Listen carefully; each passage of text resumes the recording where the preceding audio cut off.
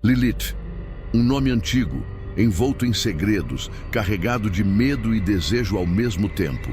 Antes mesmo que o mundo conhecesse Eva, a mulher feita da costela de Adão, já havia outra figura caminhando ao lado dele. Lilith não surgiu para ser submissa, não foi criada para viver em silêncio, nem para ocupar o segundo lugar. Feita do mesmo pó que Adão, ela nasceu com os mesmos direitos, a mesma força e a mesma dignidade. Mas sua história não aparece nos livros sagrados. Ela foi apagada, ocultada, transformada em lenda. Ainda assim, atravessou gerações, sobreviveu em manuscritos antigos, em tradições orais e nos medos mais profundos que povoaram a imaginação de povos inteiros. Ao contrário da imagem dócil de Eva, Lilith é lembrada como rebelde, independente, indomável. Foi a primeira a enfrentar o patriarcado, a primeira a dizer não ao destino imposto. E isso a tornou um símbolo de liberdade, mas também de condenação. Banida do paraíso, ela se tornou a sombra da criação, a mulher que ousou se colocar de igual para igual com o homem e pagar o preço mais alto por essa escolha. Sua figura se mistura com histórias de anjos caídos, de espíritos que habitam a noite e de demônios que assustaram gerações inteiras. Mas quem foi Lilith de verdade? Uma vilã perigosa, como tantos a pintaram? Ou uma pioneira injustiçada que simplesmente desejava ser livre? Qual é o segredo por trás de seu desaparecimento das Escrituras? E por que, mesmo depois de milênios, seu nome ainda ecoa como um sussurro proibido que muitos preferem não pronunciar?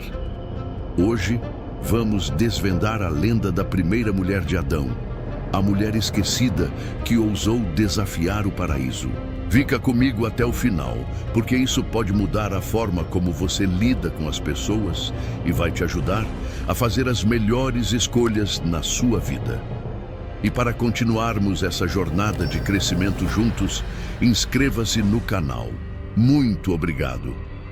Em uma época muito anterior à história do Jardim do Éden, as sombras da noite já conheciam um nome que trazia arrepios.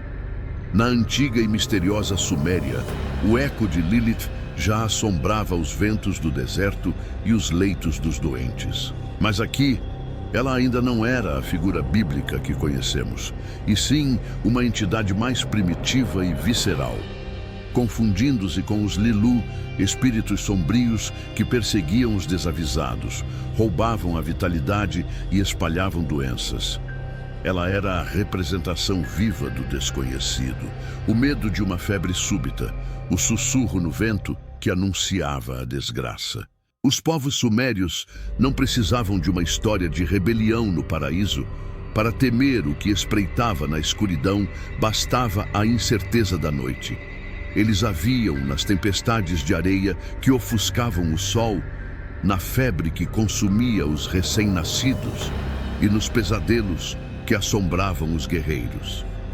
Lilith, nessa versão ancestral, era a personificação do caos natural, a força implacável da natureza que não pode ser domada. Essa conexão inicial com os Lilu é crucial para entender a evolução de sua lenda. Ela nos mostra que, muito antes de ser rejeitada por Adão, a figura de Lilith já era um arquétipo de ameaça e perigo. Ela já carregava o estigma de uma força destrutiva e indomável. É essa base de medo e mistério que pavimenta o caminho para sua eventual transformação em demônia nos textos judaicos.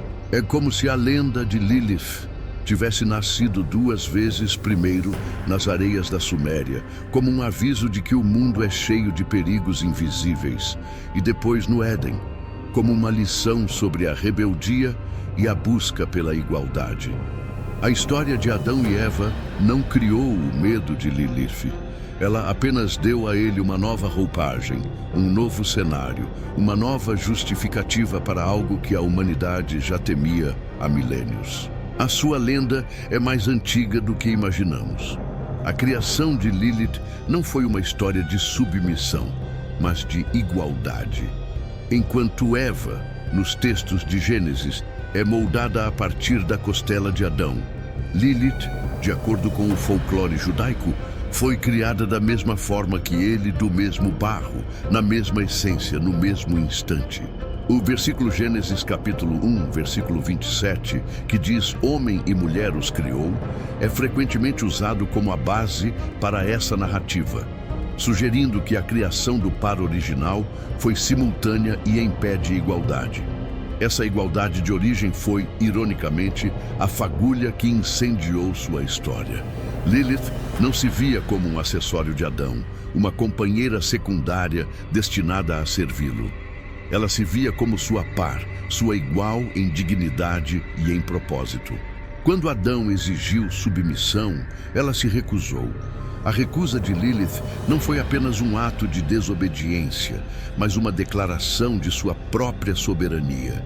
Ela não se curvou, não se submeteu, e ao fazer isso, ela deixou claro que não aceitaria papéis impostos. A história da criação de Lilith é um dos pontos mais cruciais de sua lenda.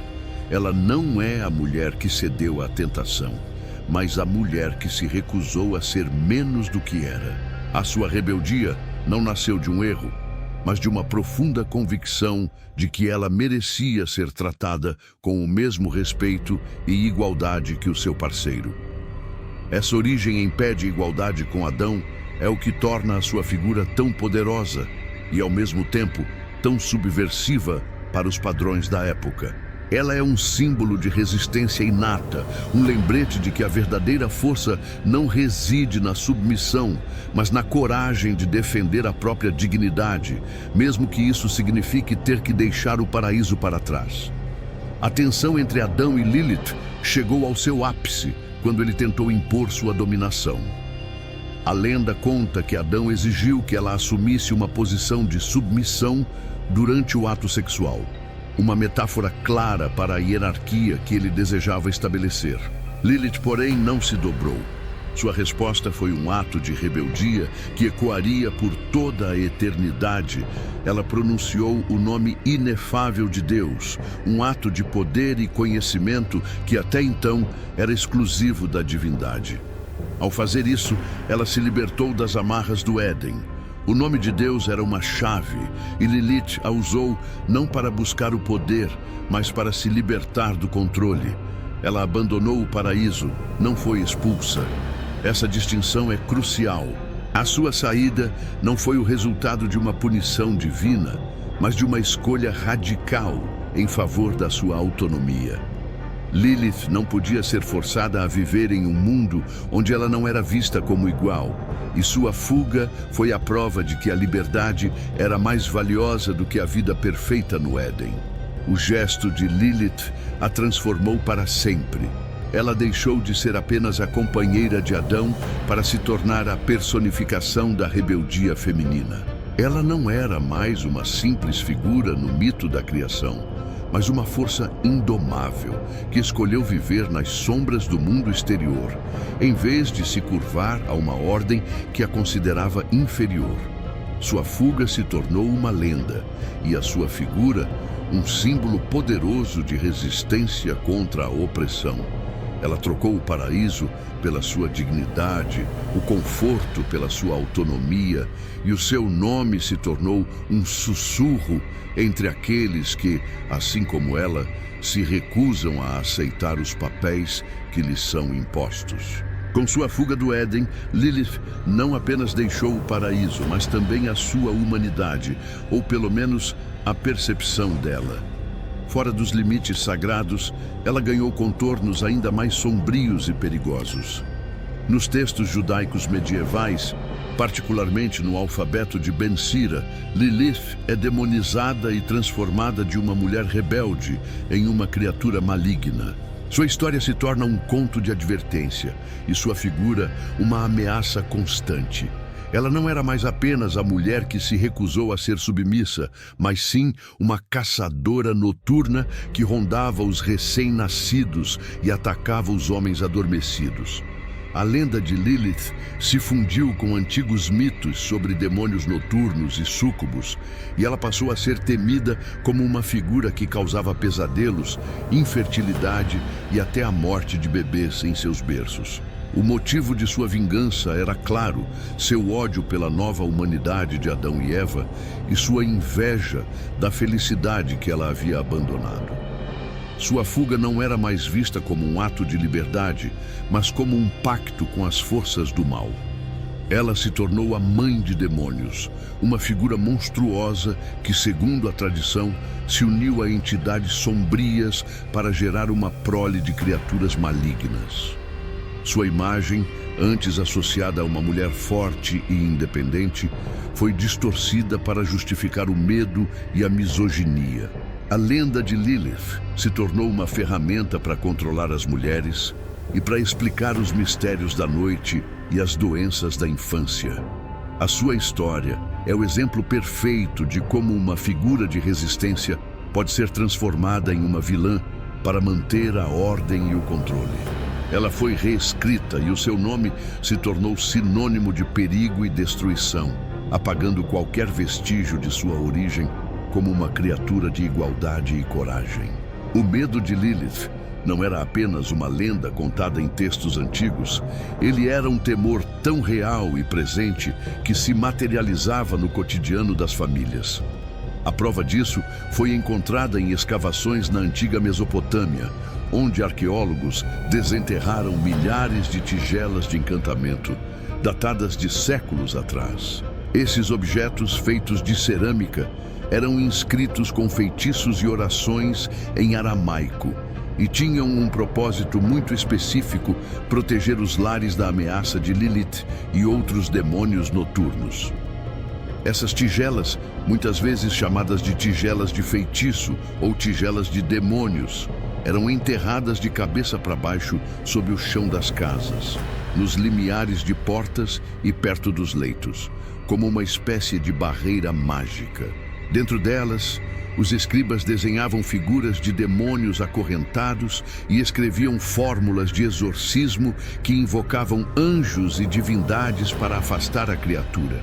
O nome de Lilith aparecia repetidamente, sempre associado a maldições e advertências para que ela não se aproximasse dos bebês ou dos homens.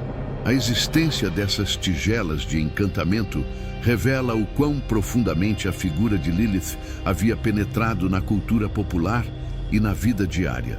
Ela deixou de ser apenas uma história distante sobre o Éden e se tornou uma ameaça invisível que justificava a necessidade de proteção ritualística. As tigelas não eram apenas objetos de superstição, elas eram o reflexo de um medo coletivo, uma manifestação tangível da crença de que a noite trazia perigos reais, personificados em uma figura demoníaca. Elas mostram como Lilith, mesmo em sua forma mais demonizada, continuava a ser uma força poderosa e influente, aterrorizando as pessoas e moldando seus rituais de proteção contra o mal que espreitava na escuridão. Apesar de toda a demonização, a história de Lilith não é apenas uma de terror. Há um momento crucial em que sua lenda ganha uma camada de complexidade e, curiosamente, de escolha. Após sua fuga do Éden, a tradição judaica conta que 3 anjos, Senoi, Sansenoi e Semangelof, foram enviados por Deus para trazê-la de volta. Eles a encontraram à beira do Mar Vermelho e a confrontaram com a ameaça de que, se ela não retornasse, centenas de seus filhos demônios morreriam a cada dia. Lilith, então, fez um pacto. Em vez de se render ou de lutar contra os anjos, ela estabeleceu uma condição. Ela jurou que pouparia todo bebê que estivesse protegido por um amuleto com o nome dos 3 anjos.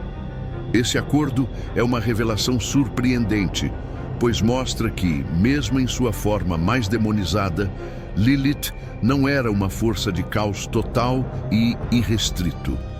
Ela era uma criatura com a capacidade de fazer escolhas, de estabelecer limites e de negociar.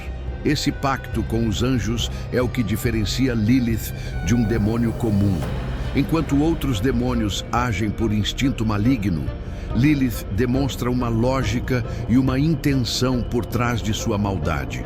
Sua rebelião não é um caos aleatório, mas um ato com regras próprias, revelando que sua liberdade não era uma licença para a destruição total, mas sim uma forma de viver fora da ordem imposta. O amuleto se tornou a prova de que a humanidade e o mundo sobrenatural poderiam coexistir, desde que com regras claras. O seu nome se tornou um misto de medo e proteção, um lembrete de que a linha entre o vilão e o herói pode ser mais tênue do que imaginamos. No coração do misticismo judaico, a figura de Lilith transcende a simples lenda e a vilã demoníaca. Na Cabala, o sistema esotérico de interpretação das Escrituras, ela assume um papel ainda mais profundo e ambíguo. Lilith é vista não apenas como uma demônia, mas como a consorte de Satanás e a personificação da energia feminina do caos. Ela é a manifestação da força primordial, que é necessária para o equilíbrio do universo, a parte sombria que coexiste com a luz. Nessa visão, Lilith não é uma inimiga a ser simplesmente destruída, mas uma parte essencial da criação. Ela representa a Citra Acra, ou o outro lado, a dimensão de escuridão e desordem, que é o oposto complementar da santidade.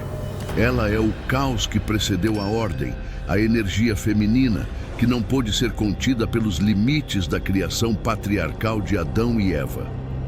A sua história, na Cabala, se torna uma alegoria da luta cósmica entre o bem e o mal, a luz e as trevas, a ordem e o caos. Essa interpretação eleva Lilith de uma figura de advertência a um arquétipo universal. Ela se torna um símbolo do poder feminino que é indomável, da sexualidade que não pode ser controlada e da rebeldia que é, em si mesma, uma força da natureza. Ela é o lado sombrio do feminino, a parte que é assustadora e poderosa, mas que jamais pode ser totalmente domada ou eliminada. Ao invés de ser uma figura que deve ser temida, ela se torna uma figura que deve ser compreendida. A sua existência na Cabala nos lembra que a dualidade é fundamental e que a luz só pode ser plenamente apreciada na presença da escuridão. Dos textos antigos e das tigelas de feitiço, Lilith emerge hoje como um símbolo poderoso e reinventado. O que antes era uma figura de medo e maldição, agora é um ícone de empoderamento feminino e resistência. Nos tempos modernos, a história de Lilith foi resgatada das sombras e reinterpretada por feministas, artistas e ativistas que a veem não como uma demônia, mas como uma heroína. Sua rebeldia, que antes era demonizada, agora é celebrada. A sua recusa em aceitar a submissão e a sua coragem em abandonar o paraíso são vistas como um exemplo de autonomia e autodeterminação. Lilith se tornou um símbolo para as mulheres que se recusam a aceitar papéis tradicionais e que lutam por igualdade em um mundo ainda dominado por estruturas patriarcais. Ela representa a voz que se levanta contra a opressão, a força que se recusa a ser silenciada e a liberdade que é mais valiosa que o conforto. O nome de Lilith ecoa em diversas formas de arte e cultura popular, de músicas a séries de televisão e movimentos sociais. Ela se tornou a personificação da mulher que não pede permissão para existir, que abraça sua própria natureza, incluindo seus lados mais obscuros e complexos. Sua história nos desafia a questionar as narrativas impostas e a reavaliar quem são os verdadeiros vilões e heróis de nossos mitos. A jornada de Lilith, de uma deusa suméria a um demônio judeu e, finalmente, a um ícone feminista, é um lembrete de que as histórias são fluídas e o seu significado pode mudar com o tempo. A sua lenda, mais do que qualquer outra coisa, é um espelho para a nossa própria busca por liberdade e justiça e nos pergunta até que ponto estamos dispostos a desafiar as regras que tentam nos limitar. E assim, a história da mulher que ousou ser igual a Adão nos deixa com uma pergunta afinal: o que é o paraíso se não podemos ser nós mesmos? A lenda de Lilith nos desafia a olhar para as nossas próprias escolhas, para as regras que aceitamos e para as que somos corajosos o suficiente para quebrar. Sua história não é apenas sobre o passado, é um espelho para o presente. Ela nos faz pensar em todas as figuras que foram demonizadas por ousarem ser diferentes. Deixe nos comentários qual sua opinião sobre o assunto. Você acha que a história de Lilith é um mito de terror ou uma história de empoderamento? Se essa jornada pelo Éden e pelas sombras te fez refletir, inscreva-se no canal para continuar desvendando outras lendas e mistérios. Muito obrigado por ter nos acompanhado e até o próximo vídeo.